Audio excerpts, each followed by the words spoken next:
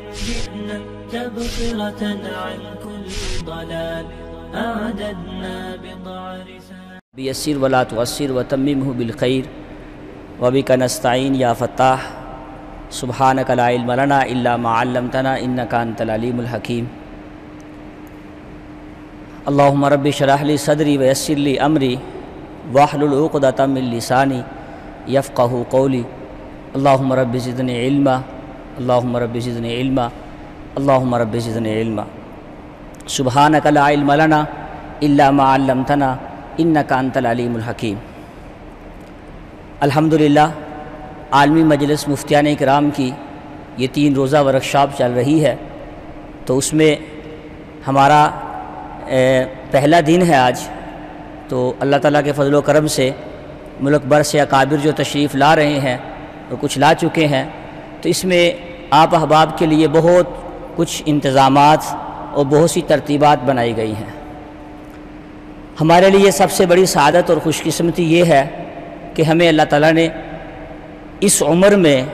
ہر شعبے سے ایک تخصص میں آ کے دوبارہ طالب علمی کا شرف حاصل فرمایا ہے۔ انسان کی نسبت جس طرف ہوتی ہے اسی نسبت کی بقدر انسان کے فیوزات و برکات ہوتی ہیں۔ اللہ تعالیٰ کی طرف سے بہت کچھ ملتا ہے، اگر انسان کی نسبت صحیح ہوگی تو صحیح فیوز و برکات ملیں گی، اگر ایک نسبت کسی غلط چیز کی طرف کر دی تو اس کی اثرات اور غلط ہوں گے۔ تو الحمدللہ تو میں تمرین افتاح کی ہدایات تو آپ نے لیکچر سنے ہیں کہ بھئی تمرین میں کن کن چیزوں کی ضرورت ہوتی ہے۔ تخصص میں مین چیز تمرین ہوتی ہے۔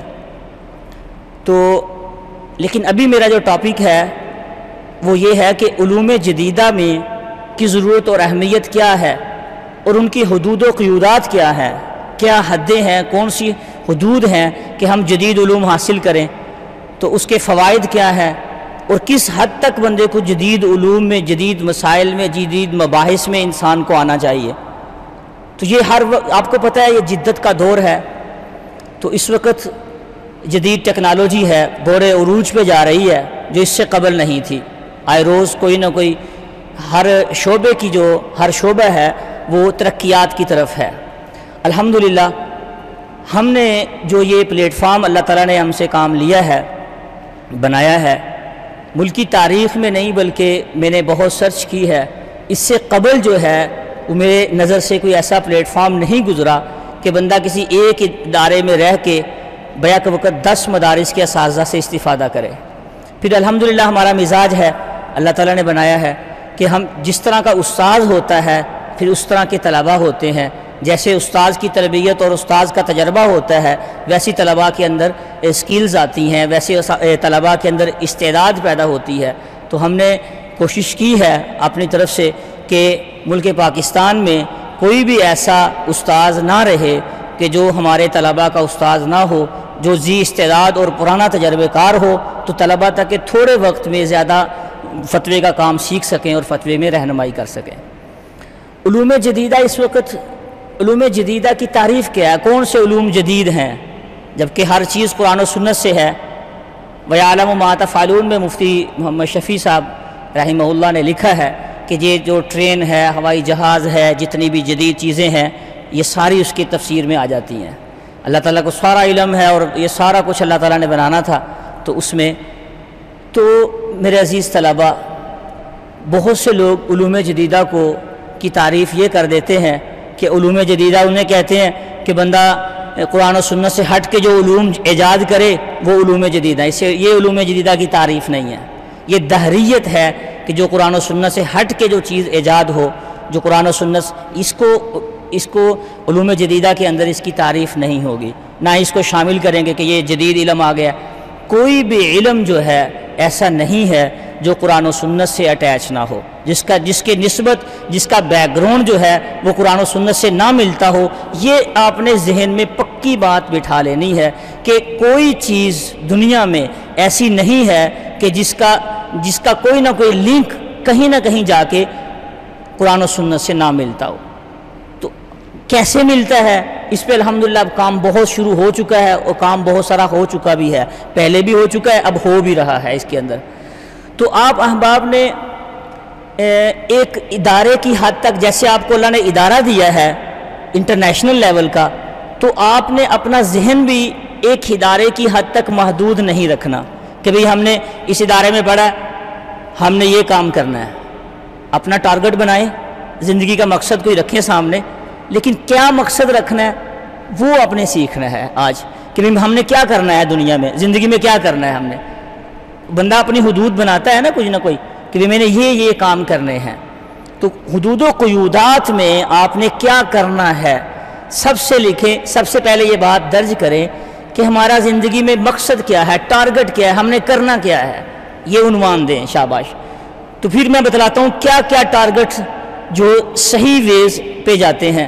اور کون کون سے ٹارگٹ جو ہیں وہ غلط وے پہ جاتے ہیں۔ تو جو راستہ صحیح اگر آپ کا شروع سے ہی راستہ ٹھیک ہو جائے گا تو آپ جلد اپنی منزل مقصود تک پہنچ جائیں گے انشاءاللہ تعالی۔ لیکن اگر شروع سے راستہ ہی بھٹک گئے تو وہ راستہ بھٹکا ہوا جو ہے، اگرچہ وہ شام کو گھر آ جائے، اسے بھولا ہوا تو نہیں کہتے، لیکن بھولا ہوا ہوتا ہے، جو اس میں اس دوران جو ٹائم ویسٹ ہوا ہے تو اس کا کیا بنے گا۔ تو آپ احباب نے ماشاءاللہ درس نظامی کیا ہے۔ اب اس کے بعد ہر طالب علم کی خواہش ہوتی ہے اللہ مجھے مسجد دے دے، مدرسہ دے دے، ایک ادارہ دے دے اور میں ایک نظام چلاؤں، یہ ہونی چاہیے، اچھی خواہش ہے، لیکن آپ کی ایک مسجد اور مدرسہ یا ایک ادارے کی حد تک سوچ ہے یا آپ ایک انٹرنیشنل لیول پہ پوری دنیا کی سوچ رکھتے ہیں، اس میں یہ بات بڑی قابل غور ہے۔ اگر تو ہمیں یہ سوچ آتی ہے ہر روز کہ پوری دنیا اس وقت کس راستے پہ جا رہی ہے اور ہم نے کیا کرنا ہے، اگر تو ہماری سوچ جو ہے ایک عالمی سوچ ہے، ہم پوری دنیا کا سوچتے ہیں کہ یار اس وقت فلاں جگہ پہ کیا ہو رہا ہے، فلاں جگہ پہ کیا ہو رہا ہے، فلاں لوگ، دنیا میں اس وقت 360 مذاہب ہیں، اس وقت دنیا میں 360 مذاہب ہیں، تو فلاں مذہب کے کیا نظریات ہیں، کیا عقائد ہیں، ان کو ہم نے درست کس طرح کرنا ہے، ان کے لیے ذریعہ کیسے بننا ہے۔ تو عزیز دوستو، اگر تو ہماری سوچ ایک محدود حد تک ہے، میں اسکول پڑھاتا ہوں تو میری اسکول تک محدود ہے، اگر میں مسجد میں امامت کرتا ہوں تو مسجد کی امامت تک محدود ہے، اگر میں مدرسے کا اہتمام ہے تو مدرسے کے طلباء کی حد تک محدود ہے ہم، تو یہ مقصد نہیں دنیا میں۔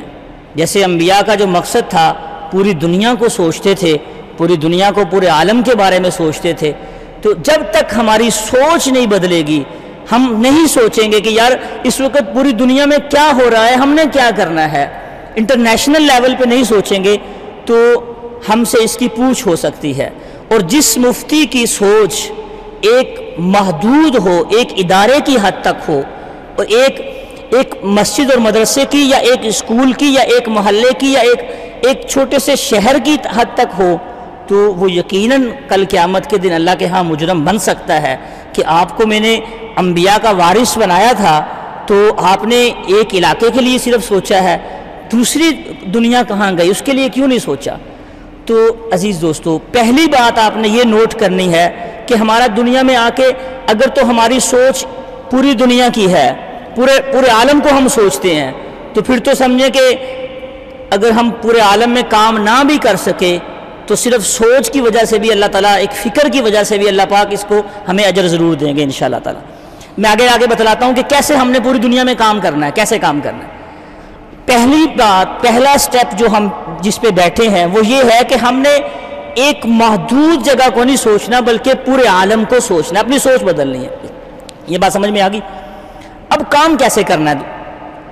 اس کے لیے اگر ہم ایک جو کام کرنا ہو نا، اس کے لیے آلات کی ضرورت ہوتی ہے۔ بھی کون کون سے راستے ہیں پوری دنیا تک پہنچنے کے، کون کون سے جگہ ہیں جہاں سے ہماری اپروچ تھوڑے وقت میں پوری دنیا تک ہو سکتی ہے۔ ان میں جو سب سے بڑا ذریعہ ہے، عالمی ذریعہ ہے، وہ انٹرنیٹ کا ذریعہ ہے کہ آپ ایک کمرے میں بیٹھے ہیں لیکن آپ نے ایک انٹرنیشنل دارالفتہ بنا لی ہے، مستند فتاوا دیتے ہیں، آپ اس سے کام کر رہے ہیں، تو آپ پوری دنیا میں کام کرنا شروع ہو گئے ہیں، لیکن اس میں کچھ چیزیں ہوتی ہیں۔ اگر آپ سب سے پہلے آپ میں سے ہر ایک جو ہے آپ کے اندر اللہ نے بہت ساری صلاحیتیں رکھی ہیں، یہ نہ سوچے کہ میں کچھ کر نہیں سکتا، بھئی سب کچھ آپ کر سکتے ہیں۔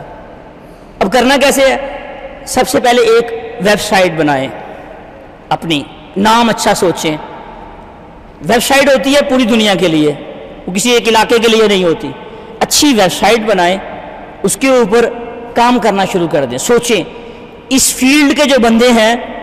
ان سے مشاورت کریں کہ ہم کیسے صحیح کام کر سکیں۔ اس وقت آپ کو پتہ ہے کہ جو بندہ جس ذہن کا مالک ہوتا ہے وہ اسی ذہن کی احادیث نکال کے سوشل میڈیا پہ وائرل کرنا شروع کر دیتا ہے۔ اگر مناظر ہے تو اس کے مناظرے کی حدیثیں اس کو یاد ہوں گی، اگر کوئی بندہ تصوف میں ہے تو اس کو تصوف کی لائن میں کافی احادیث، قرآن و سنت کی احادیث اس نے ایک لیول اور ایک لائن متعین کی ہوئی ہے، تو وہ اسی کو پروموٹ کرنے کی کوشش کرے گا، ہر چیز کو اس سے ثابت کرنا شروع کرے گا۔ اگر کوئی دعوت و تبلیغ میں ہے تو ہر چیز کو اس میں لائنیں اللہ تعالیٰ نے شعبہ جات رکھے ہیں۔ لیکن اگر ایک بندہ یہ کہتا ہے کہ یار میں نے تو تمام شعبہ جات میں جتنے بھی دنیا میں کام ہو رہے ہیں میں نے تو سب کو کام کرنا ہے، میں نے تو سب کو بتلانا ہے، تو پھر وہ کسی ایک لائن میں رہ کے کام نہیں کرے گا، بلکہ تمام پورے قرآن و سنت کو ایک ڈیپلی نظر سے دیکھے گا۔ اور کس نظریے سے دیکھے گا؟ تصوف کی لائن سے نہیں دیکھے گا، فتوے کی لائن سے نہیں دیکھے گا، پھر وہ ایک محدود مناظرانہ لائن سے نہیں دیکھے گا، بلکہ اصلاحی لائن سے جب دیکھے گا تو اس کو قرآن پاک کی ہر آیت یہ بتلا رہی ہوگی کہ اس سے بھی رہنمائی ہوتی ہے امت کی رہنمائی اس آیت سے بھی ہوتی ہے، امت کی رہنمائی اس آیت سے بھی ہوتی ہے، تو پھر پوری امت خیر الامہ بن جائے گا۔ تو جو اس پہ ملے گا تو وہ اللہ ہی جانتا ہے اللہ پاک کیا دیں گے۔ تو اس لیے اس فیلڈ میں آئیں، قدم رکھیں اور ایک عالمی سوچ رکھیں، اپنے اپنے ادارے بنائیں، ویب سائٹیں بنائیں، کوئی مشکل نہیں ہے۔ ویب سائٹ آپ کو پتہ ہے فری بھی بن جاتی ہے، 2-4 ہزار 5 ہزار ڈومین خریدیں اور لے کے اپنا ایک نام رکھ لیں، اللہ سے مانگیں آہستہ آہستہ۔ اور جو بندہ غیر اللہ پہ توکل کرتا ہے یاد رکھیں، وہ میں نے ایک جگہ پڑھا تھا کہ اللہ تعالیٰ کو اس عالم سے حیا آتی ہے جس عالم کے دل میں دنیا کی محبت ہو علم ہونے کے بعد، اللہ تعالیٰ کو شرم آتی ہے، حیا آتی ہے۔ اللہ پاک کہ یہ ایک قول تھا، کوئی قرآن حدیث کی بات یہ نہیں ہے کہ یہ کوئی حدیث بنا دے، تو کیا کہ جب ہم نے کام اللہ کے لیے کرنا ہے تو نظر بھی اللہ پہ ہی رکھنی ہے۔ اسباب اختیار کریں، دوست محلے میں ایک ٹیم تیار کریں اور ایک ٹیم بنا کے جو اس آئی ٹی کے شعبے سے ہو، بہت سے طلباء مل جائیں گے آپ کو۔ تو آپ نے ادارہ بنا لیا، ایک ویب سائٹ بنا لی، اب اس کے اوپر آپ نے بہت سے اختلافی مسائل ہیں، ڈیجیٹل تصویر ہے، ڈیجیٹل کرنسی ہے، یوٹیوب کی کمائی ہے، اسلامک بینکنگ ہے، اور بہت سے آپ کو مسائل مل جائیں گے جن میں بہت سا اختلافات ہیں۔ پینل بنے ہوئے مفتیان کرام کے، اس طرف بھی ہیں اس طرف بھی ہیں، کچھ حلال کے قائل ہیں کچھ حرام کے قائل ہیں۔ تو اب یہاں آپ تو عالمی مجلس مفتیان کرام سے تخصص کر رہے ہیں، اب آپ نے کیا کرنا ہے؟ میں نے اپنے استاد جی سے سوال کیا کہ استاد جی ہم الحمدللہ ہر شہر میں ایک دارالفتہ بنا رہے ہیں کہ پورے شہر کے لوگ جو ہیں اس سے استفادہ کریں، وہ ایک شہر کا مرکز بن جائے، تو اپنی قرآن و سنت، حج اور عمرہ، زکوٰۃ، معیشت، تجارت وغیرہ ساری کچھ وہاں سے رہنمائی لیں۔ تو استاد جی نے مجھ سے سوال کر دیا کہ بیٹا جو اختلافی مسائل ہیں ان میں کیا کریں گے آپ نے ہر شہر میں تو دارالفتہ بنا لیا،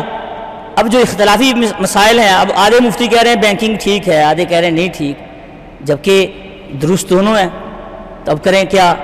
تو وہی ایک سوال یہ پیدا ہوتا ہے ویسے درست دونوں کیسے ہیں، اس پہ میں بعد میں آتا ہوں اس سوال پہ کہ درست دونوں کیسے ہیں۔ تو پہلی بات تو استاد جی نے ایک بڑے پوائنٹ کی بات ارشاد فرمائی کہ بیٹا جو آپ کا موقف ہے جن مفتیان کرام کے ساتھ، آپ کا جو مفتی دارالفتہ کا ہوگا اس موقف کو بیان کر دے، دوسروں کی تردید نہ کرے، دوسروں کی کیا نہ کرے۔ کہ بعض مفتیان کرام کا یہ موقف ہے اس وقت، آپ نے یہ کرنا ہے فتوے میں، میری بات سمجھ آ رہی کہ نہیں آ رہی؟ کہ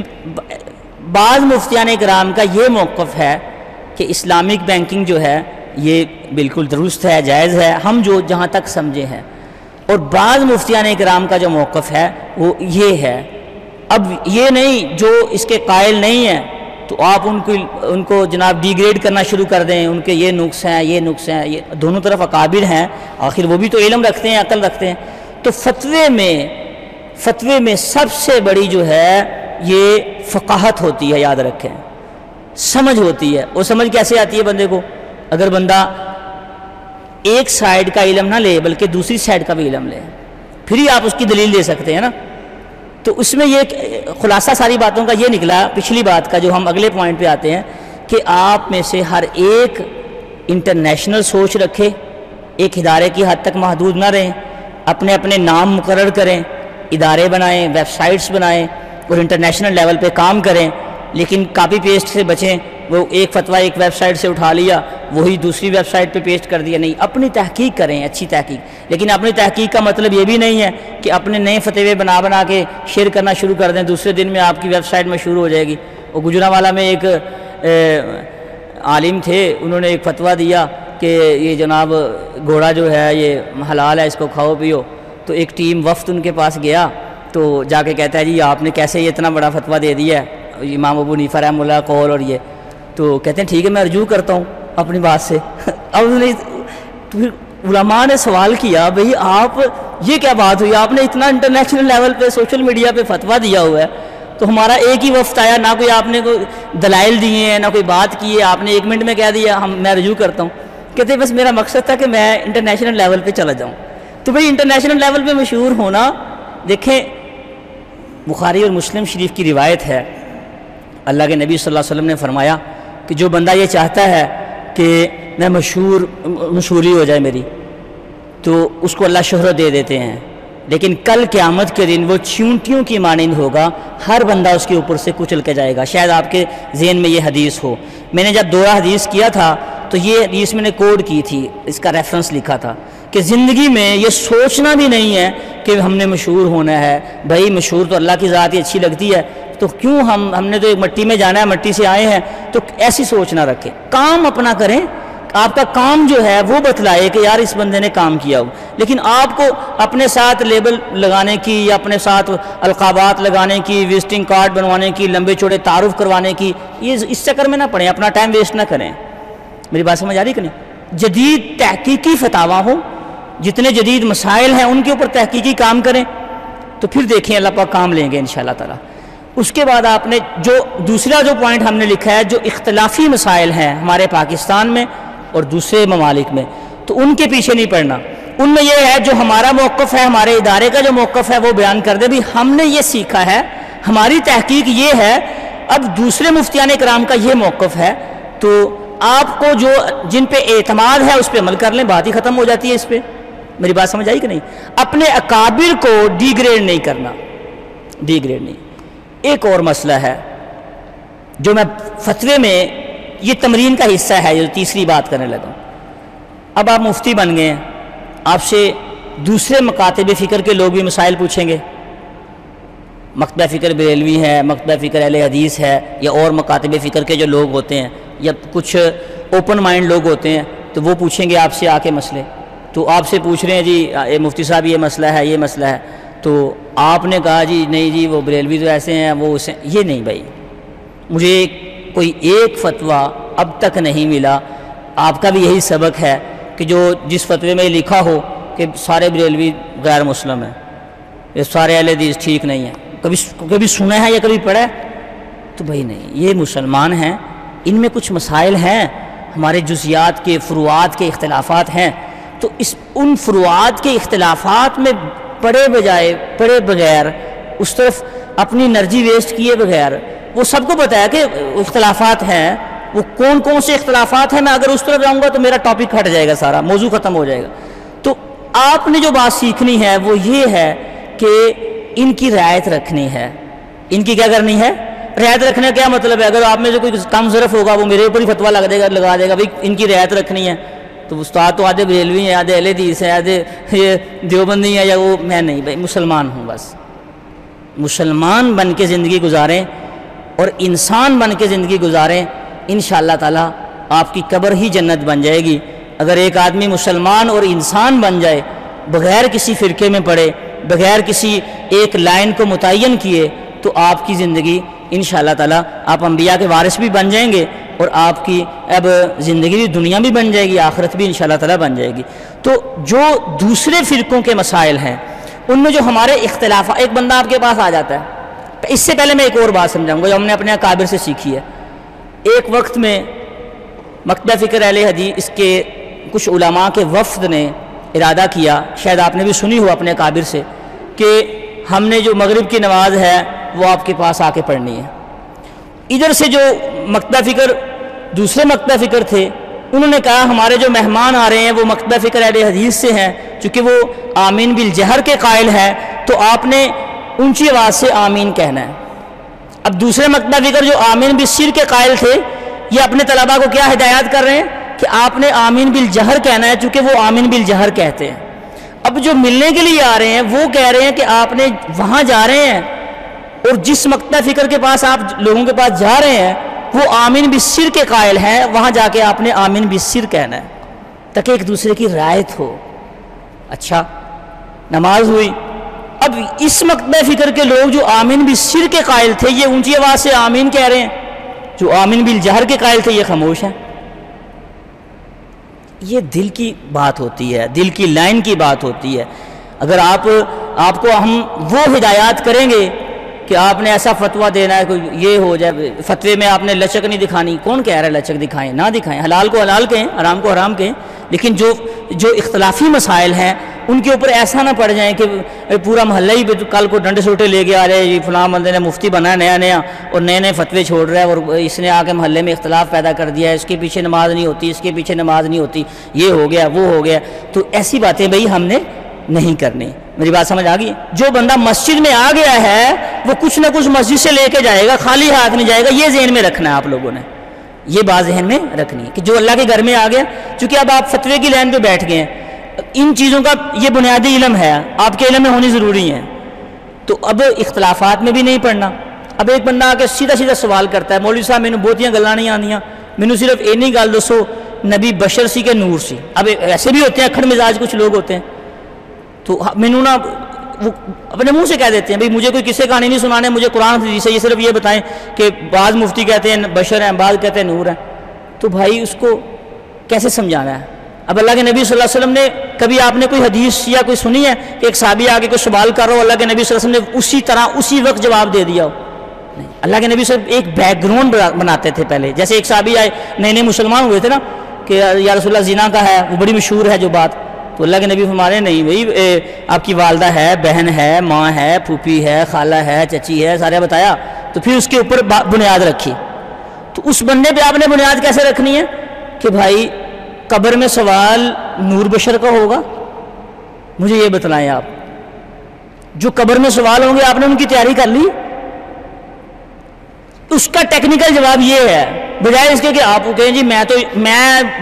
بشر ماننا وہ نور مانتے ہیں، وہ اختلاف بن گیا۔ پھر اللہ کے نبی صلی اللہ علیہ وسلم بشر نور یا جو اس طرح کے مسائل ہیں حاضر ناظر کے، یا یہ آپ سے لوگ پوچھیں گے کل کو، تو آپ اگر ان میں الجھ گئے نا تو آپ فتوے کا کام نہیں کر سکیں گے، یاد رکھنا میری بات۔ میری بات سمجھ آ رہی کہ نہیں آ رہی؟ تو ہم نے لوگوں کو مسئلے پہ لانا ہے، اگلی بات تقوی پہ چکر میں نہیں ڈال دینا، مسئلے پہ لانا ہے پہلے، پھر تقوی کی بات پہ بعد میں بات ہوگی۔ تو اس میں یہ ہے کہ اس کو آرام سے طریقے سے سمجھائیں کہ بھائی جتنے بھی مکاتب فکر کے لوگ ہیں ہم سب کا اللہ ایک ہے، رسول ایک ہے، کتاب ایک ہے۔ جب یہ ایک نعرہ آپ کو یاد ہو جائے گا نا، ہماری کتاب ایک ہے، اللہ ایک ہے، رسول ایک ہے، تو پھر ہم کو دو ہونے کی ضرورت نہیں ہے، تو اس کی عقل میں بات آ جائے گی۔ اللہ تعالیٰ ان تمام باتوں پہ عمل کرنے کی توفیق عطا فرمائے۔ وآخر دعوانا الحمدللہ رب العالمین۔ تبصرة عن كل ضلال أعددنا بضع